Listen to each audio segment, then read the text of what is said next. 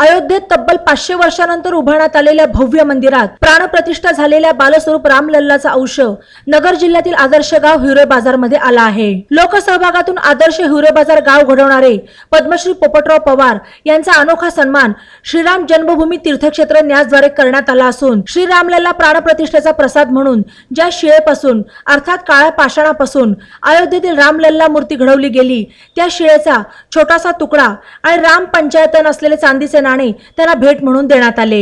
अयोध्येत मागील 22 जानेवारीला भव्य राम मंदिरात बालस्वरूप रामलल्लाची प्राणप्रतिष्ठापना करण्यात आली। या कार्यक्रमासाठी पद्मश्री पवार यांना विशेष निमंत्रण होते। या सोहळ्यात ते सहभागीही झाले।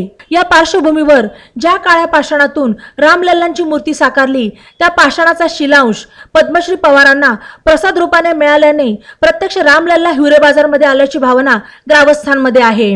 रामनवमीच्या दिवशी या शिलांशाची शोभायात्रा गावातून काढण्यात येणार आहे। तसेच गावात येत्या 16 ते 23 एप्रिल दरम्यान आयोजित श्रीराम कथा निरूपण सोहळ्यात भाविकांच्या दर्शनासाठी तो ठेवला जाणार आहे। त्यानंतरही सार्वजनिक सुट्टी तसेच प्रमुख सणावारांच्या काळात गावातील मारुती मंदिरात तो दर्शनासाठी उपलब्ध असणार आहे। बातम्यांसाठी ई नवा मराठा YouTube चॅनलला सबस्क्राइब करा आणि बेल आयकॉनवर प्रेस करा।